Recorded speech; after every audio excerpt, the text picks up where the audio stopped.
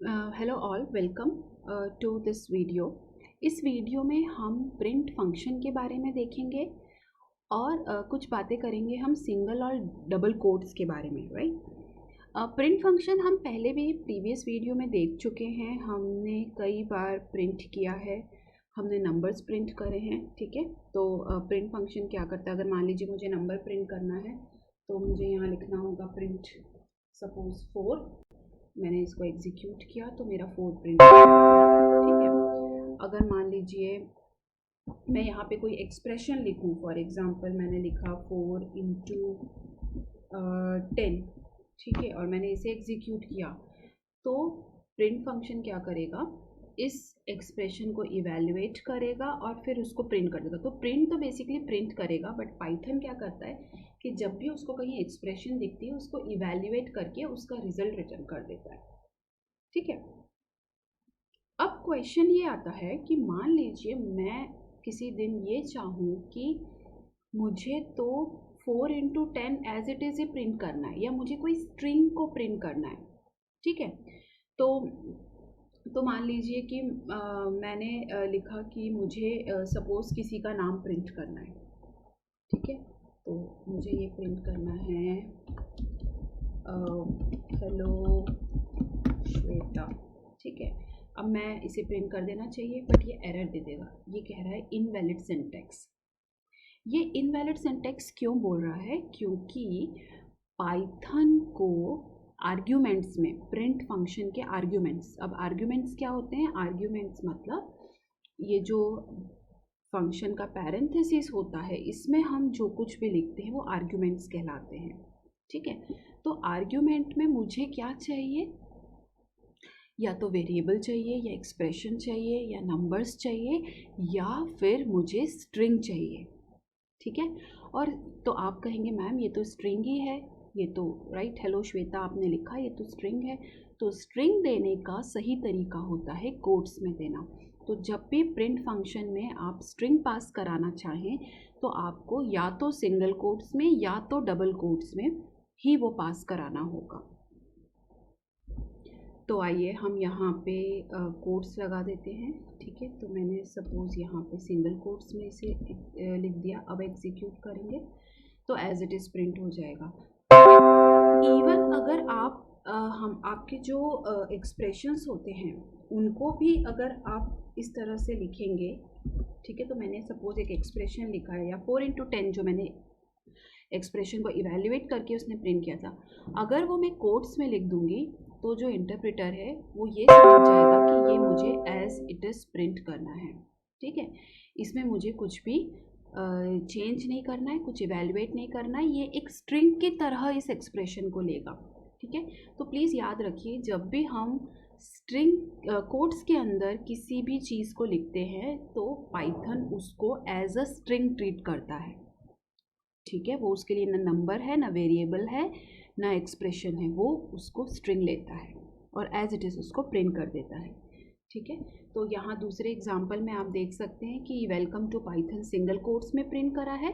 उसी तरह आप डबल कोट्स का यूज़ करके, यहाँ पे मैंने वेलकम टू पाइथन को डबल कोट्स में लिखा है, तो डबल कोट्स का यूज़ करके भी आप उसको प्रिंट कर सकते हैं, ठीक है। तो चाहे सिंगल कोट्स में लिखिए चाहे डबल कोट्स में, उसको पाइथन प्रिंट कर देगा।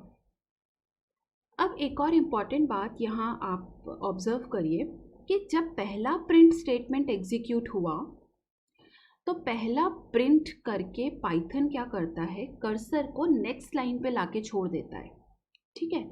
नेक्स्ट लाइन पे फिर से प्रिंट स्टेटमेंट है, तो जो नेक्स्ट प्रिंटिंग होगी ना वो नई लाइन से स्टार्ट होगी, ठीक है। इवन इसके बाद अगर हम कुछ लिख देते हैं, सपोज x इक्वल या कुछ भी, अगर इसके बाद हम कुछ भी करेंगे तो एक्चुअली जो हमारा कर्सर है वो नेक्स्ट लाइन पे आ जाएगा, है ना। तो अगर मान लीजिए आपको कुछ ऐसा प्रिंट करना है जो मल्टीपल लाइंस का हो तो आपको क्या करना होगा, आप उतने प्रिंट देते जाइए, ठीक है।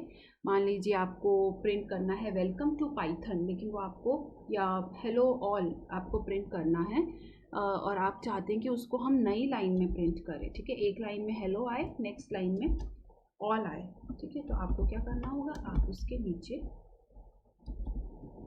इस तरह से और लिख दीजिए और एग्जीक्यूट करिए, नई लाइन में आ जाएगा। ठीक है। अब क्या कोई ऐसा तरीका होता है जिससे हम लिखे तो एक ही लाइन में, पर हम कुछ इस तरह का उसको कमांड दे दें कि वो प्रिंट जो है वो नई नई लाइन में ले जाके करे ना? तो बिल्कुल पाइथन में ये होता है और उसे कहा जाता है एस्केप कैरेक्टर। ये जो काम होता है ये एस्केप कैरेक्टर का इसमें यूज़ होता है। ठीक है। तो आइए हम देखते हैं एस्केप कैरेक्टर के बारे में डिटेल में। एस्केप कैरेक्टर बेसिकली एक एस्केप कैरेक्टर के द्वारा हम वो कर सकते हैं। पाइथन में एस्केप कैरेक्टर बैकस्लैश होता है। ठीक है। ये जो बैकस्लैश का साइन आप देख रहे हैं ये एस्केप कैरेक्टर होता है। हर लैंग्वेज में अपना अपना एस्केप कैरेक्टर होता है, पाइथन में बैकस्लैश होता है। ठीक है। अब अगर हम चाहें कि हम प्रिंट कराना चाहें तो बैकस्लैश एक्चुअली एस्केप कैरेक्टर होता क्या है, तो देखिए जो हमारा प्रिंट स्टेटमेंट या कोई भी पाइथन का जो इंटरप्रेटर काम करता है उसके कुछ डिफ़ॉल्ट रूल्स होते हैं। ठीक है। तो जैसे मैंने लिखा वेलकम टू पाइथन, हम बार बार देख चुके हैं कि जब हम इसको प्रिंट कराएंगे तो ये क्या होगा, एक ही लाइन में प्रिंट होगा। ठीक है। अब अगर मान लीजिए मैं ये चाहती हूँ कि ये एक लाइन में प्रिंट ना होकर मल्टीपल लाइंस में प्रिंट हो, तो मुझे यहाँ क्या डालना होगा, एक एस्केप कैरेक्टर और मुझे एन लिखना होगा। एन का मतलब होता है न्यू लाइन। ठीक है। एन एक /n न्यू लाइन कैरेक्टर है।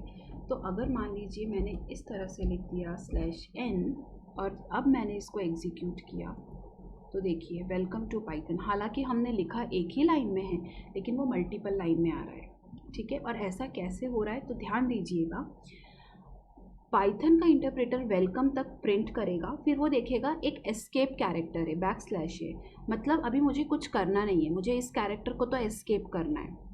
ठीक है। और इसके आगे क्या लिखा है उस अकॉर्डिंग मुझे वर्क करना है। तो अगर उसके आगे n लिखा होगा तो /n का मतलब होता है न्यू लाइन।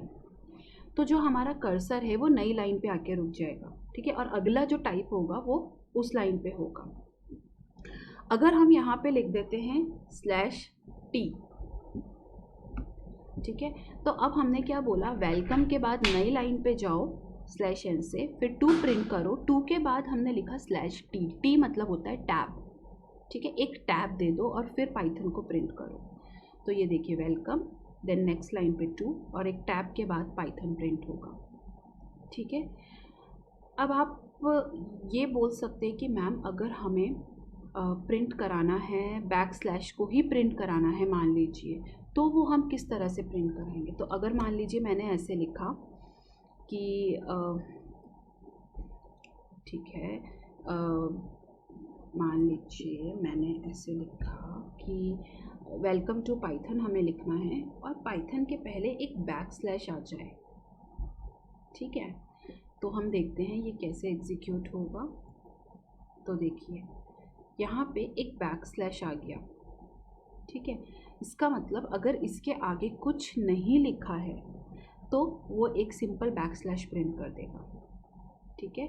अगर n नहीं लिखा है, t नहीं लिखा है तो वो एक बैकस्लैश प्रिंट कर देगा। अगर उसके आगे कुछ लिखा है तो वो अगर एक हम बैकस्लैश भी अगर इसके आगे लगा देंगे तो वो 2 बैकस्लैश प्रिंट नहीं करेगा, वो एक ही बैकस्लैश प्रिंट करेगा।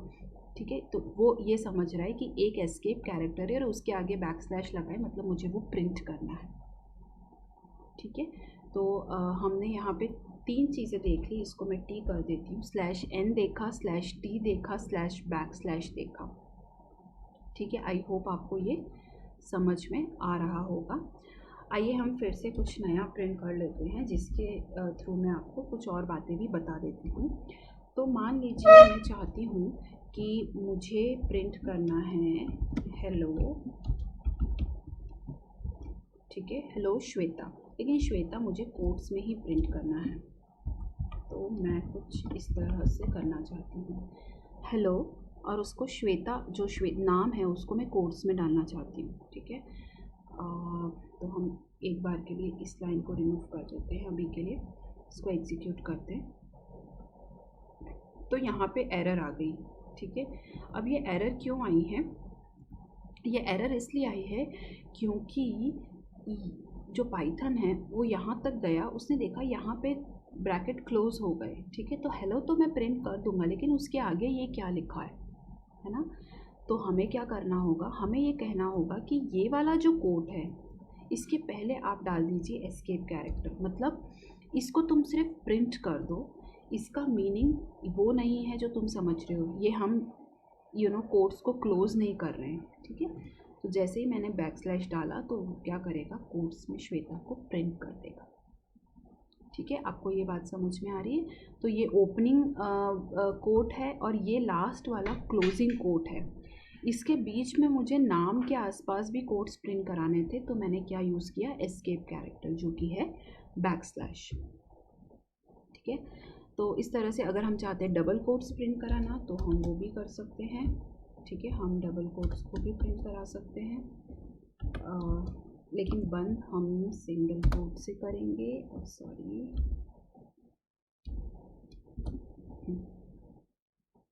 ठीक है। तो अभी श्वेता के आसपास डबल कोट्स प्रिंट हो गए, ठीक है। तो इस तरह से आप एस्केप कैरेक्टर का यूज़ कर सकते हैं /n न्यू लाइन के लिए, /t टैब के लिए, बैकस्लैश के लिए। और अगर आप कोड्स प्रिंट करना चाहते हो तो उसके पहले भी बैकस्लैश लगा दीजिए, तो कोड्स प्रिंट हो जाएंगे, ठीक है। अब कई बार ये होता है कि हम किसी एडिटर में काम कर रहे होते हैं और हम ये चाहते हैं कि हम कुछ लिख रहे हैं, वो हम लिखे तो 2 लाइन में, ठीक है, लेकिन प्रिंट जो हो वो सिंगल लाइन में हो, ठीक है। तो फॉर एग्जांपल इस कोड में देखिए, मान लीजिए ये बहुत ही बड़ा सेंटेंस है, this is a longer string so we want to split it over 2 lines. 2 लाइनों में या 5 लाइनों में, 10 लाइनों में हमें स्प्लिट करना है। हम कोई पोएम लिख रहे हैं और हम चाहते हैं कि वो पोएम हम प्रिंट करें, पर वो हम नेक्स्ट लाइन में आए, प्रॉपर आए, या कोई कोट लिख रहे हैं वो हमें इस तरह से चाहिए कि इसके बाद वो नीचे आ जाए, कुछ भी इस तरह का हम जब चाहते हैं, तो उस केस में अगर हम यहाँ पे प्रिंट स्टेटमेंट स्टार्ट करते हैं और यहाँ अगर हम ऐसे छोड़ दें और नीचे से उसको लिखें तो एरर आ जाएगी, ठीक है। क्योंकि पाइथन को चाहिए कि जो प्रिंट है वो यहाँ पे एंड ऑफ द लाइन में क्लोज होना चाहिए, ठीक है। तो हमें उसको बोलना पड़ेगा कि ये जो नॉर्मल तुम्हारा बिहेवियर है इससे हटके हमें कुछ करना है, तो आप डाल दीजिए एक एस्केप कैरेक्टर। तो पाइथन क्या करेगा, इस ब्रेक को एस्केप कर देगा, यहाँ पे जो एंड ऑफ लाइन आ रहा होगा उसको एस्केप कर देगा और वो आगे पढ़ता जाएगा जब तक कि उसको क्लोजिंग थिंग्स नहीं मिलती, ठीक है। तो देखिए हमने हालांकि 2 लाइंस में लिखा है, लेकिन प्रिंट कितनी लाइन में हुआ है, एक ही लाइन में, और जो हमारा एस्केप कैरेक्टर है वो भी प्रिंट नहीं हुआ है, ठीक है।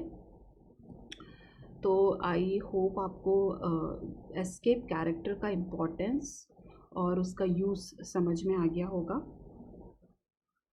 ठीक है। So in this case escape is not the escape character because another character does not follow it, ठीक है। तो यहाँ पे जो हमारा कहने का मतलब है कि यहाँ पे कोई आगे कोई कैरेक्टर नहीं है, तो इसका मतलब ये एस्केप कैरेक्टर जो है या ये जो एस्केप सिंबल है ये सिर्फ लाइन को एस्केप कर देगा और आगे बढ़ जाएगा, ठीक है। अब आती है बात, एक नई बात हम यहाँ पे इंट्रोड्यूस करेंगे जिससे हम कहेंगे कि comma separated list of items को हम प्रिंट कर सकते हैं, ठीक है। तो उसके लिए मैं आपको यहाँ पे कुछ सैम्पल आपको लिख के बताती हूँ। तो मान लीजिए हमने लिखा वेलकम टू पाइथन, ठीक है। अब आप देखिए मैं एक दूसरे तरह से वेलकम टू पाइथन को लिखने की कोशिश करती हूँ। वेलकम, देन हमने किया टू, देन हमने लिखा पाइथन, ठीक है। अब आइए, तो मैंने इसे बेसिकली कॉमा सेपरेट कर दिया, ठीक है। अब हम इसे प्रिंट करते हैं। तो प्रिंट जो हुआ है वो तो हमारा पूरा प्रिंट हुआ है, ठीक है। लेकिन आप देख सकते हैं कि यहाँ पे मल्टीपल आर्ग्यूमेंट्स हमने यहाँ पास किए। प्रीवियसली हम क्या करते हैं, सिर्फ एक ही आर्ग्यूमेंट पास कर रहे थे, अब कॉमा से हम आर्ग्यूमेंट्स को सेपरेट करते हैं, ठीक है। तो यहाँ हमने 3 आर्ग्यूमेंट्स पास करे हैं, एक है वेलकम, एक है टू, एक है पाइथन। तो जब भी इस तरह के आर्ग्यूमेंट्स को हम पास करते हैं तो प्रिंट फंक्शन क्या करता है कि उन सभी को जोड़ देता है और एक वाइट स्पेस या एक स्पेस वो बीच में अपने आप डाल देता है। ठीक है, तो आप यहाँ देख सकते हैं जब हमने वेलकम लिखा है तो उसके बाद कोई स्पेस नहीं दी है, टू के हमने ना पहले स्पेस दी है ना बाद में स्पेस दी है। ठीक है, अगर आपको ये लग रहा हो कि ये वाली स्पेस, तो ये वाली स्पेस का कोई मतलब नहीं है। आप देखिए, मैं इस स्पेस को अगर रिमूव भी कर दूंगी तो भी हमारे आउटपुट में स्पेस आएगी। ठीक है, तो प्रिंट पाइथन में क्या होता है कि जो प्रिंट स्टेटमेंट है वहाँ पे आप जितने भी आर्ग्यूमेंट्स पास करना चाहो उतने आर्ग्यूमेंट्स आप पास कर सकते हो, और सभी आर्ग्यूमेंट्स को जो हमारा पाइथन है वो प्रिंट कर देगा एक एक स्पेस देके। ठीक है, आप मिक्सचर भी कर सकते हो, जैसे कि ये जो सेकेंड एग्जाम्पल है इसमें एक एक्सप्रेशन और स्ट्रिंग को मिक्स किया है। ठीक है, तो यहाँ हमने लिखा है सम इज़ और उसके बाद एक एक्सप्रेशन लिख दिया, तो इस एक्सप्रेशन को इवैल्यूएट करके आंसर को वो यहाँ पर प्रिंट कर देगा, है ना। तो बेसिकली यहाँ मैंने आपको बताया है कि आप किस तरह से एक स्ट्रिंग को और एक एक्सप्रेशन को मिक्स कर सकते हैं। ठीक है, आइए हम थोड़े से और एग्जांपल देख लेते हैं। तो मान लीजिए हम यहाँ पे अब वेरिएबल को भी इंट्रोड्यूस कर देते हैं। ठीक है, तो मान लीजिए मैंने यहाँ पे लिखा सपोज नेम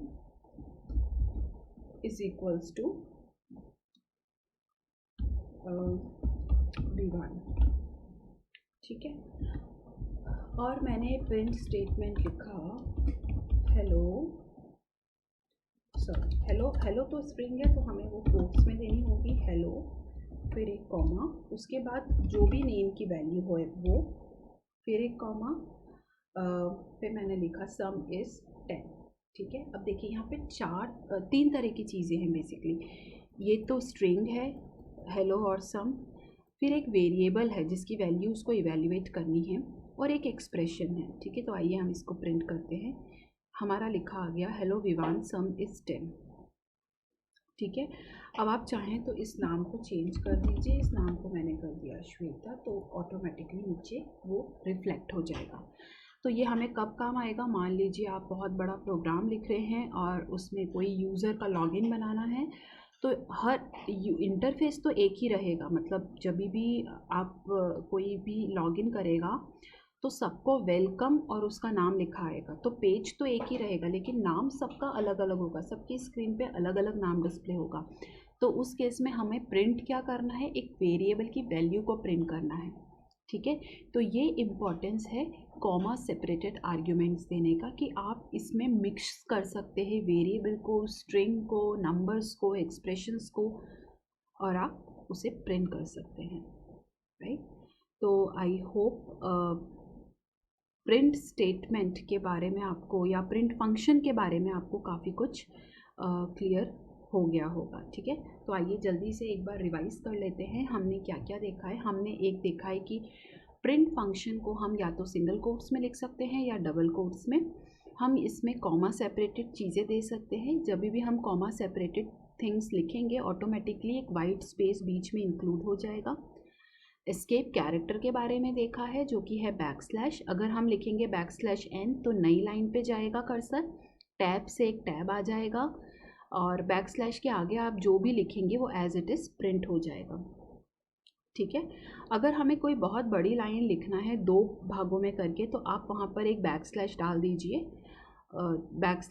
दीजिए, मतलब एक इसको हम बोलते हैं कंटिन्यूएशन कैरेक्टर। सिर्फ बैकस्लैश अगर हमने लिखा तो इसको हम बोलेंगे कंटिन्यूएशन कैरेक्टर।